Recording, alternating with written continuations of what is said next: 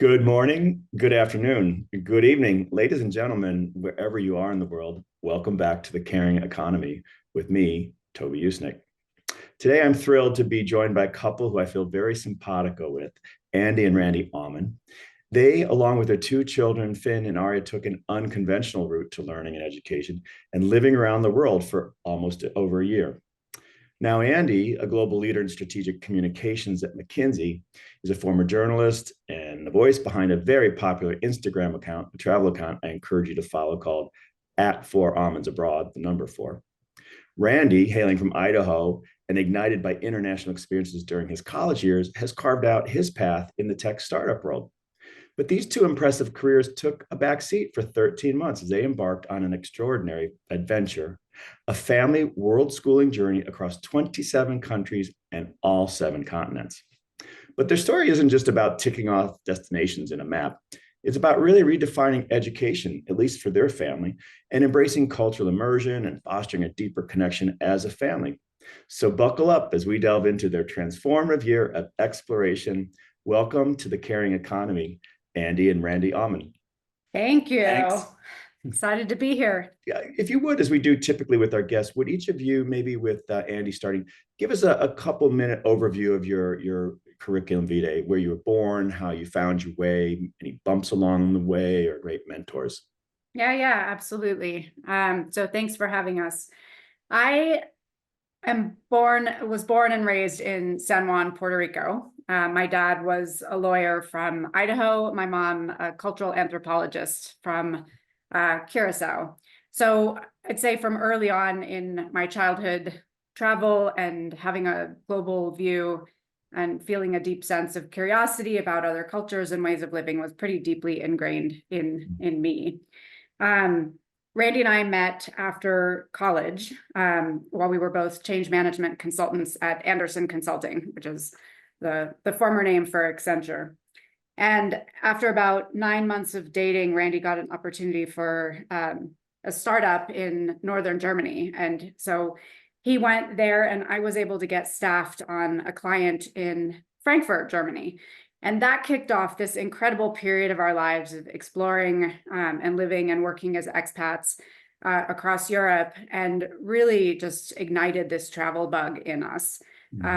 When his work was winding down and my client work had finished, we were trying to figure out what to do next and ended up pursuing a gap year in our early 20s, which is a little bit more of, I think, a traditional thing, at least in some cultures, to do kind of the broke 20-something-year-old volunteering and backpacking. And so we spent about 6 months in Southeast Asia, 6 months in South America. And along the way, tried to figure out what we wanted to do next with our careers and with our lives. And I decided I wanted to pursue a career in journalism. So I got my master's in journalism on California's West Coast at USC, and became a reporter for a little while at the Associated Press. And after a period, decided that my path was going to be through professional services organizations, but going back and bringing everything together in communication. So that's been where I've forged the bulk of my career at Deloitte and then McKinsey in strategic and change communications, which really did bring together kind of all the threads of writing and client service mindset.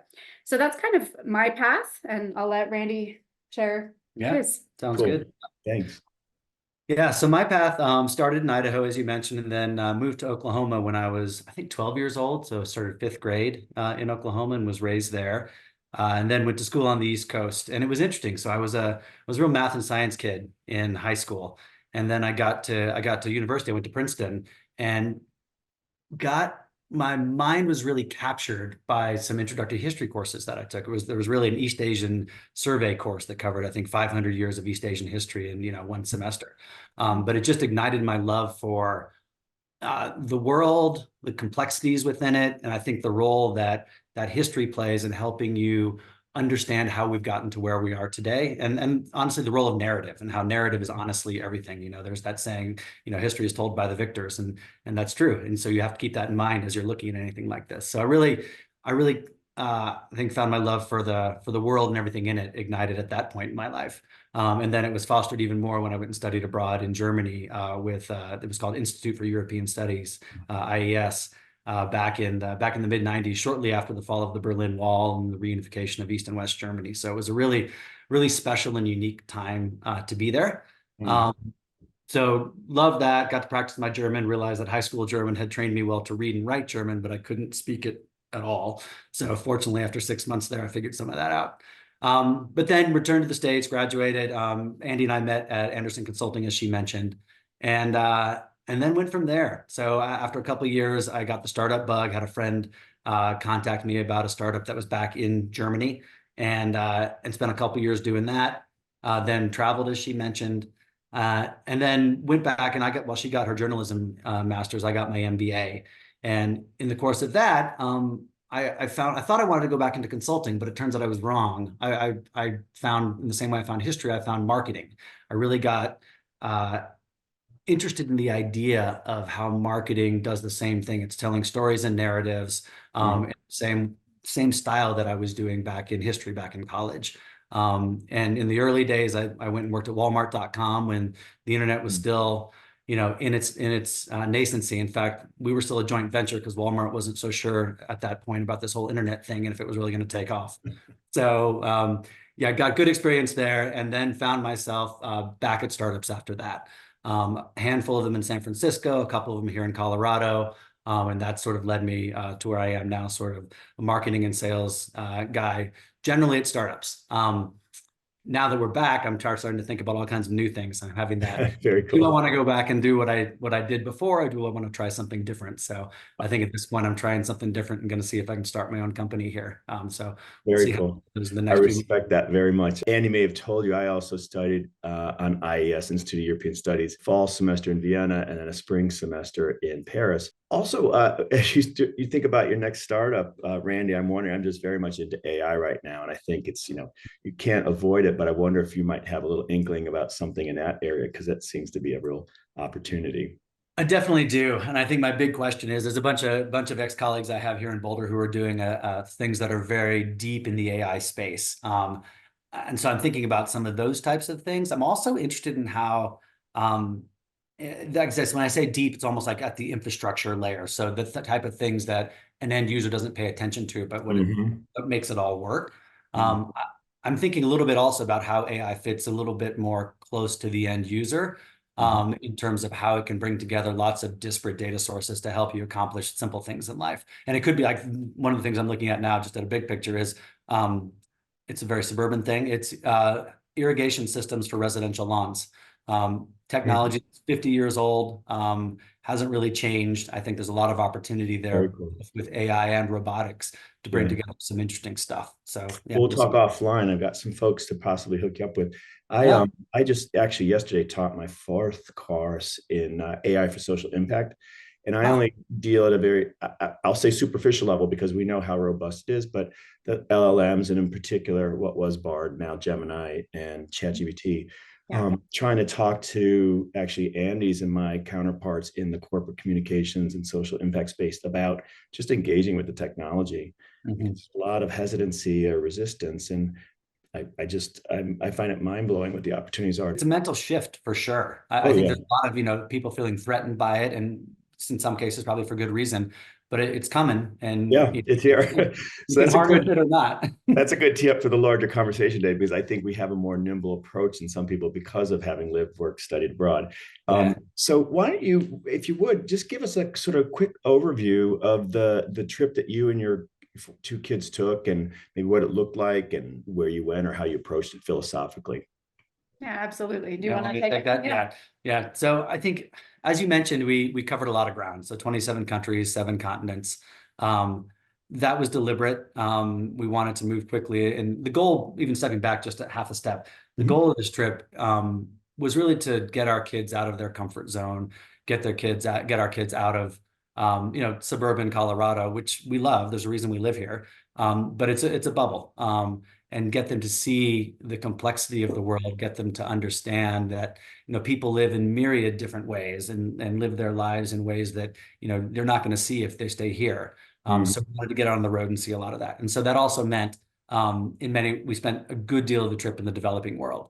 So we're in Europe a little bit and in Japan, and those were awesome. But we wanted to show them things that we think challenge them and challenge us. And so I think we felt it was successful. Andy will probably get more into that a little bit later. But the idea was get around, go to places like Morocco, go to East Africa, Southern Africa, go to India, spend lots of time in South America, which is always a favorite of ours. And to the extent we could, we wanted to go places where we could communicate with folks and local folks in a somewhat natural way. So Japan, for example, is not a good example of that. But being able to speak Spanish down in Argentina was really helpful. And not, Andy's fluent, I can get by and the kids are learning, but it was enough that, our son could sit and talk to taxi drivers about what was going on in the World Cup. And just sort of engaging in a real authentic, organic way, and not always having to work through an English language tour guide, unless you're in a place like India where English is the common language they speak. So it gave us a chance, I think, to try to get. Our goal was to get a little bit outside of sort of the standard tour itineraries. And hey, okay, 10 days in New Delhi, what are you going to do? Tick it off the list. More try to do things that were going to help us engage with the local communities, help us ensure our money went back to the local communities, and help us understand and see how the world operates at a much more deep level. And your friends, family were all, I imagine, shocked and sort of wondering, like, yes and no. I think they're used to us by now. As again, the fact that we did it in our 20s, they were shocked then, and there was a lot of pushback. That it's not, as super common in the US. It is in many other countries, in the UK, in Australia, New Zealand. Like there's taking that gap year, especially in your 20s, is sort of a rite of passage. But here, especially the first time, to some extent, this time, it was a bit of the surprise and like, wow, you're going to step out of the career track. What if this time it was definitely some concern, or like, well, you're not in your 20s anymore, you're in your 40s. And what if you can't find another job? How are you planning for that? What are the contingencies? What about the kids? They're going to be totally derailed in their sports and activities and all the things. So we definitely encountered some of that. But for the most part, I think we also got a lot of people saying, wow, that's amazing. And something we've always wanted to do and have never quite figured out how to do that. So we want to follow you and, hear all about it and all the how-tos. Great. And we'll talk a little bit about the book you're working on. I mentioned offline at Harlan, my husband and I were coming back from Uruguay a couple of weeks ago on holiday via Buenos Aires. And we met this wonderful couple in their 70s in the lounge, and we were chatting, and they're just very affable. Long story short, they had sold everything. I mean, everything. Bought a Winnebago and spent 4 years traveling around the United States, visiting all the national parks. I challenged him and said, well, what about your wedding pictures? Like, what'd you do with that? And he conceded that, yes, they had taken a storage locker for some of these things. And now they finished that year, and they've spent now 3 months. They were doing service at a gorilla refuge in, I think, Rwanda, and then 3 weeks in Antarctica, where they're coming back from. But, I just think it's always inspiring to hear stories like yours or theirs, because we do need to kind of shake things up or think outside the box. And I think what you probably have done for folks, as this couple did, is you also hold up a mirror and you help people understand that maybe they should consider something or think a little differently. So let me ask you this then. When you were doing the mapping of the itinerary, that's one thing, but you've got high school kids, teenage kids rather, you're legally obliged to educate them. So how did you do the curriculum, and how did you coordinate that? Yeah, for sure. Well, I'll say different countries and even different states in the US have different laws and regulations around that. And you are 100% legally obligated to educate them. Each area has different set of regulations you just need to be aware of to make sure that you're fully in compliance. So here in Colorado, we're in Boulder Valley School District, and we worked with our schools administrators to just understand everything that we needed to do. We spent a lot of time talking to teachers, understanding the curriculum. Our kids were 13 and 10 when we set off. So it was kind of perfect. We'd been planning for the trip for about 5 years, saving and planning. And that was always the year we had hoped to go. It was the year Finn would be in 8th grade and Arya in 6th. So it's sort of the bookends of middle school. which we felt would be perfect in terms of being old enough to be able to do all the fun adventure things that we wanted to do and really remember the trip, but young enough to keep high school intact and still maybe not have all of the drama that comes with high school. So in terms of planning the WorldSchooling piece, like I said, we met with their teachers and tried to really deeply understand what would be covered in their years if they were home.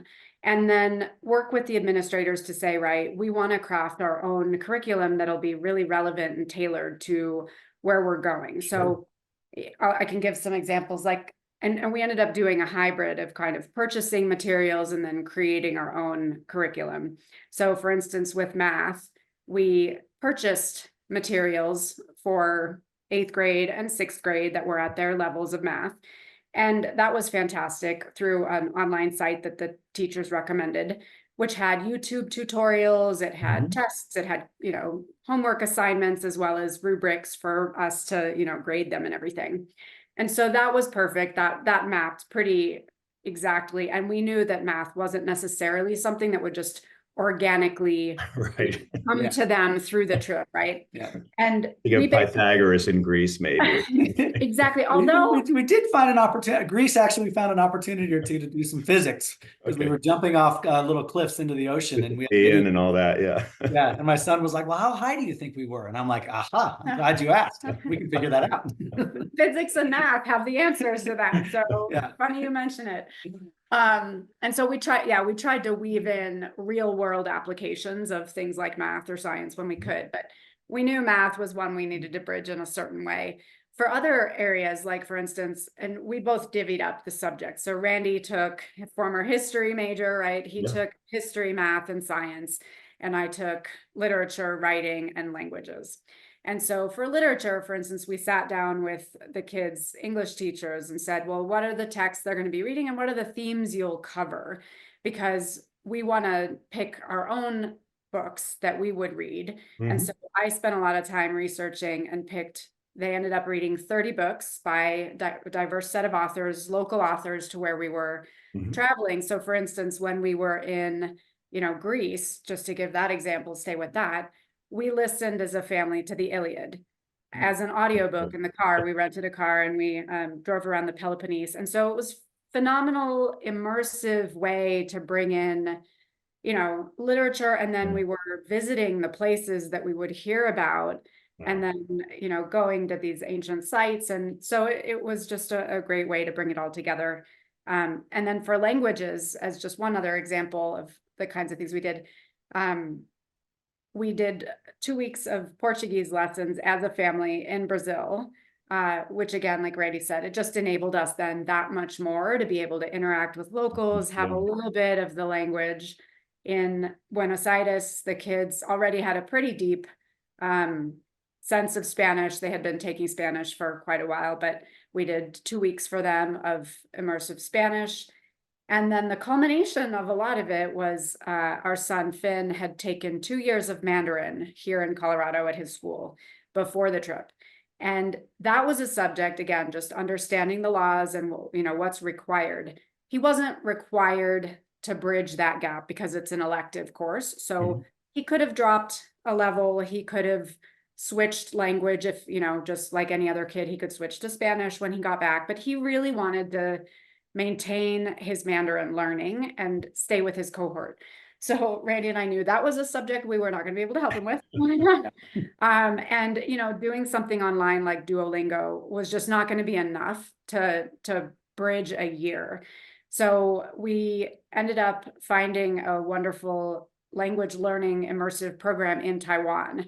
And so he stayed in Taiwan for a month on his own, lived with a local host family that was organized by the school.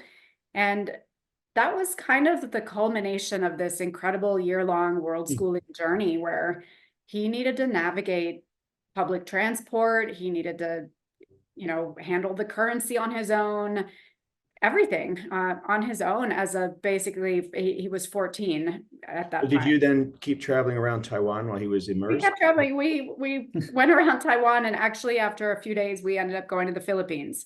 So once we were comfortable that he was like moving along on his own. We were like, all right, we're heading to the Philippines. It's like New York parents letting their kids take the subway to school, except you're going like Taiwan and the Philippines.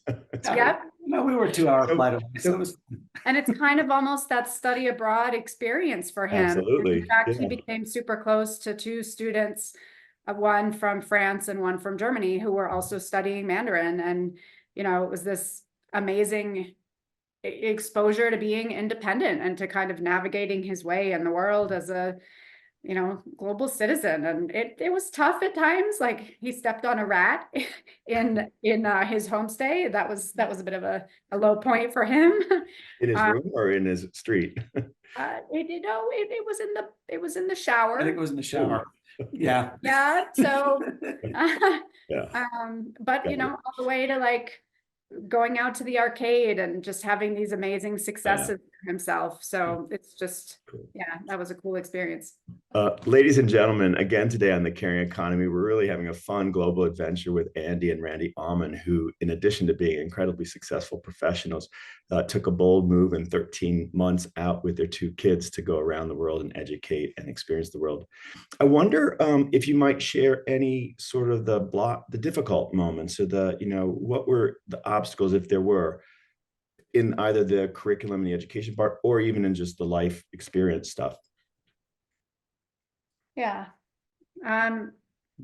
I'd say I can think of, there were several bumps, but I can think of two. One is sort of ongoing.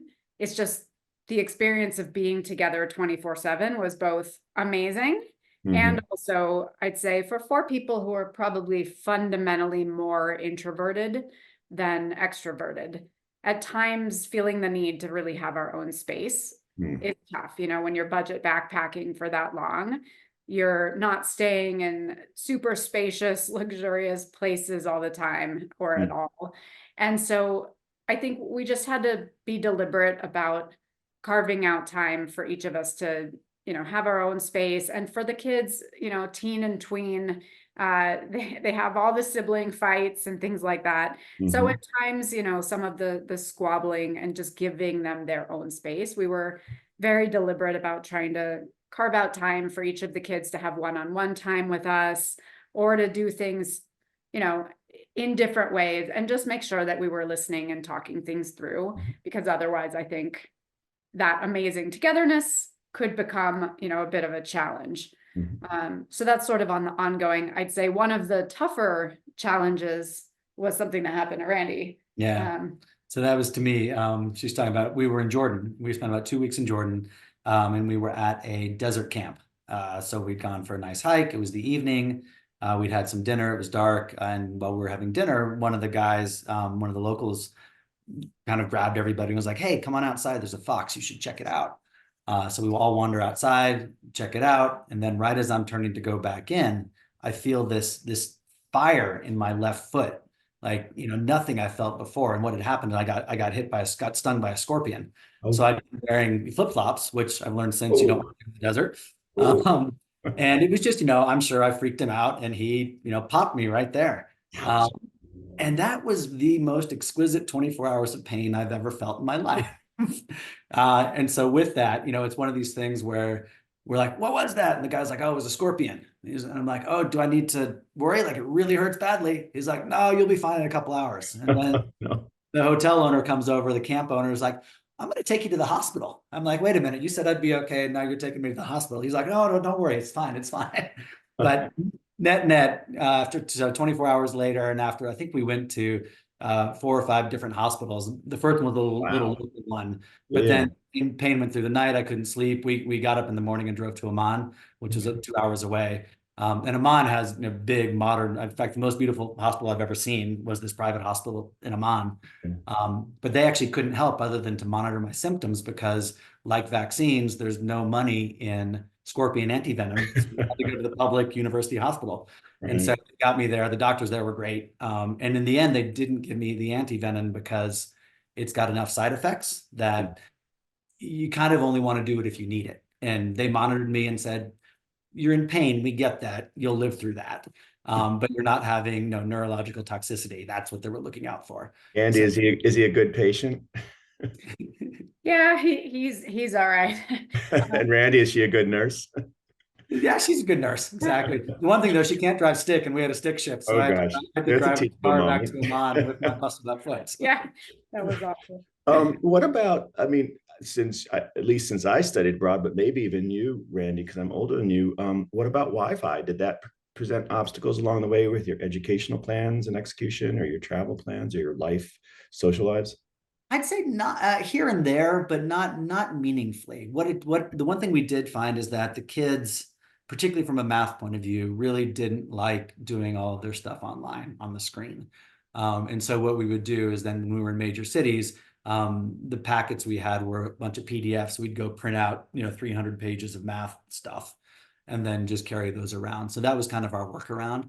But I'd say, most places we did have Wi-Fi access. We also we had T-Mobile has good global coverage on their phones, so we used that. That got us basic access, at least in all places. And if there was a place we needed more, or we were running up against our limits on T-Mobile, we had basically a burner iPhone, old iPhone that I had from 6 years ago, and we just buy SIM cards and pop them in, and you'd be good to go. What we found is then you could hotspot into those from the iPads, and it worked pretty well. The world, I mean, we probably have better Wi-Fi in many places than we do here in our home. Right.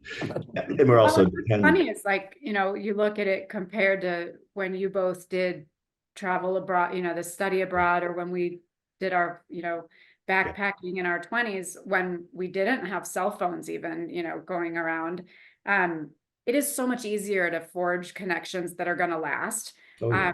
Having Instagram or WhatsApp, for the people that we meet on the road, you meet people in a different way and forge such Completely strong, agree. Yeah. life-changing connections in ways that 20 years ago we'd lose touch because you exchange like an email, but you didn't even really use it. Now the ability to just quickly say, okay, let's exchange WhatsApps, let's follow each other on Instagram, and that was really so nice to be able to. Not to mention all the things that having a phone and having access to Wi-Fi instantly. I mean, the ability to navigate with GPS in a foreign place, ability to just put Google Translate. And I mean, so many times in places where, because we really did try to alphabets or whatever, get off the beaten path as much as we could, which, like Randy said, where possible, it was amazing when we could learn enough of the local language, or, be someplace where we could speak in the local language. But where we couldn't, having Google Translate to just be able to narrate was incredible to help us become closer. So really, cool changes. Yeah. I'm smiling because when my mother passed several years ago, and when she did, my father gave me a box of all the postcards and aerograms I'd ever sent to her through the years, particularly when I was backpacking through Europe in high school or study abroad. And it's astonishing. I mean, quite emotional in a way that it's just it's much more, it's just deeper than an Instagram feed or something, and it's tactile. So, and we parsed out every word so carefully because it was limited space on these pre-posted airgraphs. Anyway, so I have to say, we did send some postcards just because we remember how much nobody gets mail anymore. It penetrates. It's so nice to get a postcard. It's so much fun. Absolutely. In my new book, we're talking about connections, and one of the things we point out is the old school ways. You will open up what's in the mail, if it's a handwritten card or letter, more quickly than anything else, right? So all these tips and tricks you've learned along the way, you're writing a book about it. Can you tell us a little bit about it?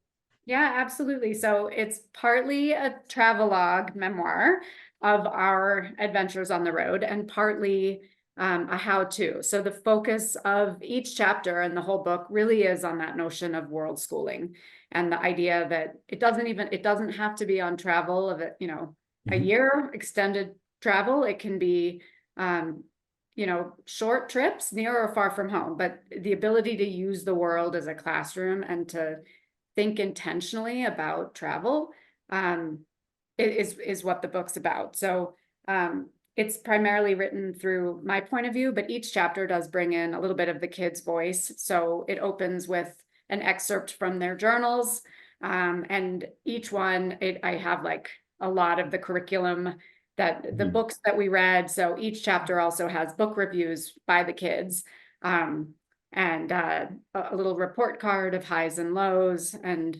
it explains what world schooling is, because I think there's still a lot of misconceptions and different definitions for what it is, and kind of demystifies that, and then explains how we did it and gives ideas and tips and tricks for how others can do it, again, on travel of any And length. is WorldSchooling, is there an international association of it? Is it an established network? Or if someone wants to learn more, how best to find out?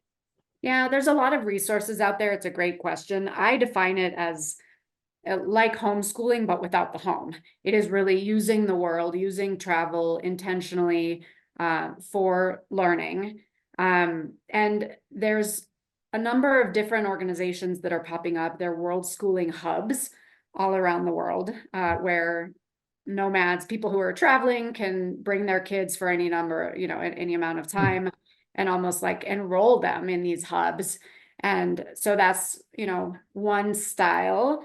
There's also a ton of online academies, different schools, kind of, the long tail of COVID still offer remote options. So there's ways to tap into that. There's ways to craft curriculum like we did. So I think that's part of, I think it's definitely a growing trend. If you look at hashtag, WorldSchooling or World School Families, they're hundreds of thousands of followers of those kind of tags. But I think there's so many different ways of doing it, depending on the family and how, appetite for how much to take on, or, so many different things, that there's no single source of truth on how to do it. But I think there's a growing interest in exploring doing it. So when do you think the book will be out, and how can people find it, or how can people be in touch with you if they want to learn more? Yeah, they can follow me on @4almondsabroad on Instagram, and I'll post a lot more about when it's coming out. I have an agent and we've got our pitch. I just finished the epilogue, so it's just kind of wrapped up, because I wanted to do that 6 months post, reintegration look. So we're shopping it around to publishers and would hope that it would be out next year. Two last questions. One, I know coming back from traveling abroad, studying abroad, and then becoming a study abroad advisor for both my graduate degrees, that the reentry is in many ways more challenging than the actual going abroad. And I wonder how it's been for all four of you. Yeah, I think it's been different for all four of us, and I would say, and it's interesting. So I found this time to be very different from when we traveled 20 years ago in our 20s. That reintegration was really jarring. It was sort of the first time I think I'd taken a look at worlds that were very different from America. Like Germany, when I was there, that's different, but it's not radically different. And so coming back to the States after being in South America and Southeast Asia for a year at that age was really jarring to just see sort of, I think, the bounty that we have here, and how you take it for granted when you grow up here. And so that's helped me have that realization.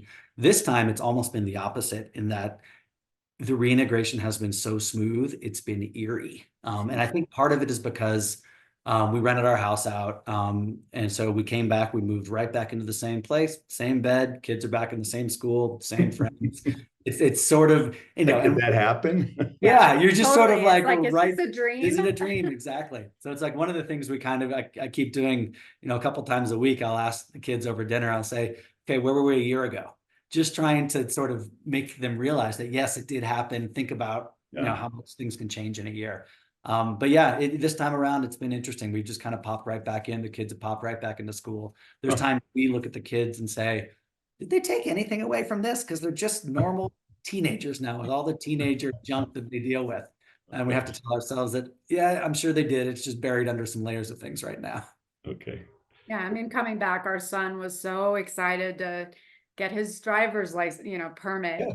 And he had his first girlfriend, and, things like that are just wonderful, normal things. And I think also part of it, why maybe the reintegration was easier this time, is we had always just planned on a year. Yeah. So, we talked about that throughout. We never wanted to be endlessly nomadic. We really do want to give the kids roots, in addition to having, helped them find their wings. And so for us, it was just that it really wasn't bittersweet in any way. It was just filled with gratitude that we were able to carve out that time on the road as a family, and then gratitude to come back to a place that we did after all of our nomadic lifestyles before. Yeah. We deliberately picked where we live in Colorado and, you know, have carved out a life that we love. So in that sense, I think it was, you know, so much easier. But then every once in a while we do look at the kids and they'll say something like our son came back the other day. He was working on a history project and he was so excited to tell us about it. It was an like online escape room set in Egypt.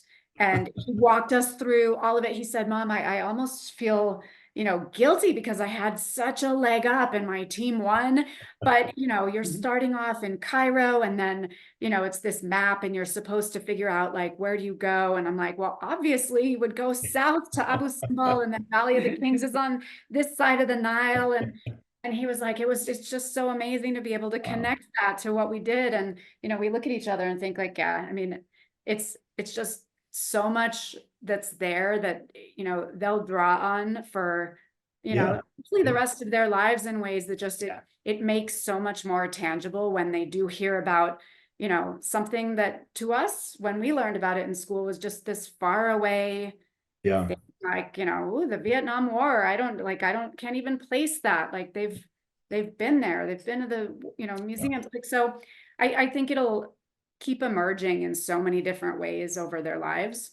Absolutely. They've got the knowledge, the experience, but then they've also got a new way of thinking and a new way of looking at the world, which is going to ensure, I'm certain, a greater successful life for them. Whatever. I mean, nobody has a crystal ball, right? Yeah. Well, and hopefully they can think about, you know, what their role will be in helping it be a better place. I mean, that's one of the things early on, Randy talked about our goals with this trip, and it really was to help them become more, you know, inclusive global citizens and to see all the different ways of working and living and being happy and to get out of our bubble and put away the ubiquitous tech, right?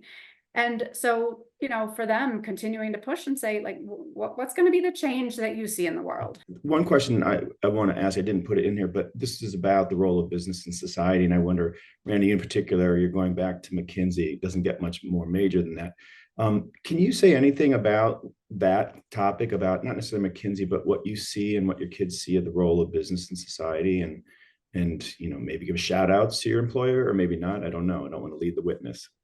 So I'm super grateful to McKinsey. They gave me a year-long leave of absence to be able to pursue this, you know, passion goal for us as a family.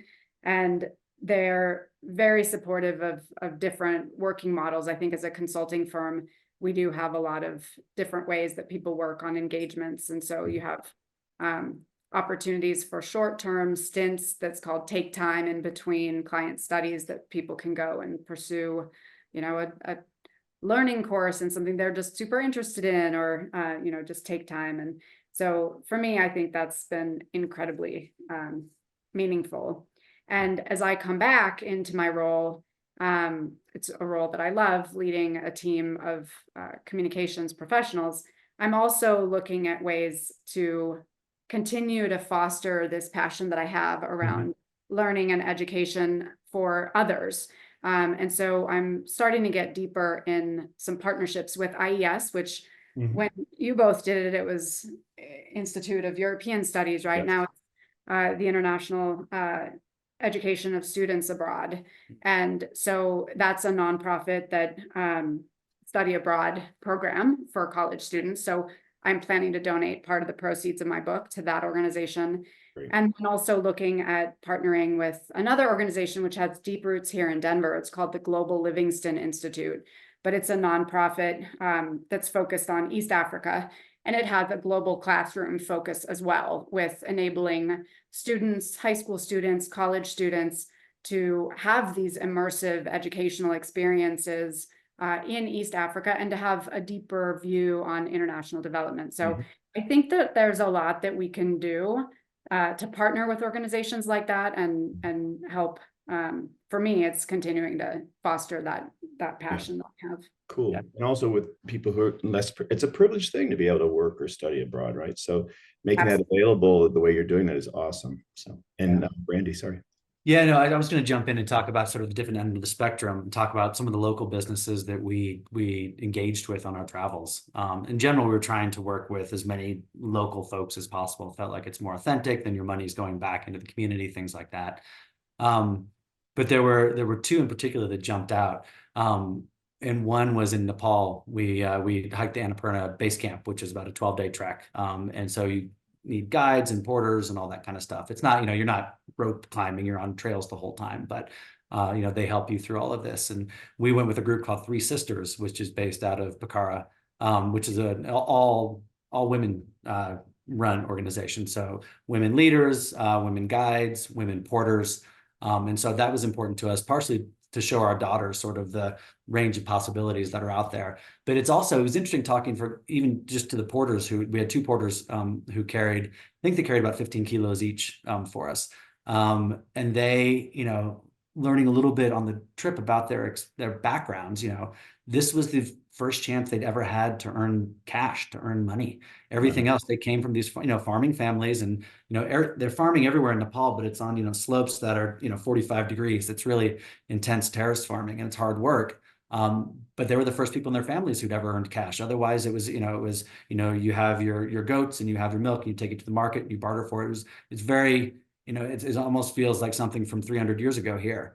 And so these organizations sort of help locals raise themselves up through work. And so that type of stuff, I think, was really important to us. And they have education programs on women empowerment, which is amazing. Yeah. And there was another group in New Delhi run by this guy, Pradeep. It's called Delhi by Locals. And so what he does is he ties together, New Delhi city tours. In the end, he helped us plan our entire Northern India itinerary, but also ties it into work he's doing in some of the slums there in New Delhi, where, you're giving back to the educational system that he's building there. And our kids engaged with the kids there, just, spend a day playing chess, doing dances, being silly with each other, but sort of building that connection in a way you realize you're like, they're just kids. They're all yeah. Cool. That kind of stuff was really neat. So I'd say the role of small business in some of these communities can really make a big difference. Love that. So last question for both of you.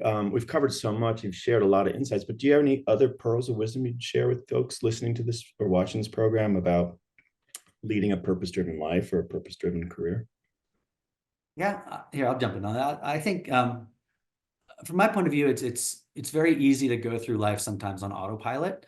I would encourage folks to take a step back every now and then and just think about what you're doing and I'd say our goal is to operate with intention. And intention can mean something very different for every individual. But life is short. Don't let it pass you by.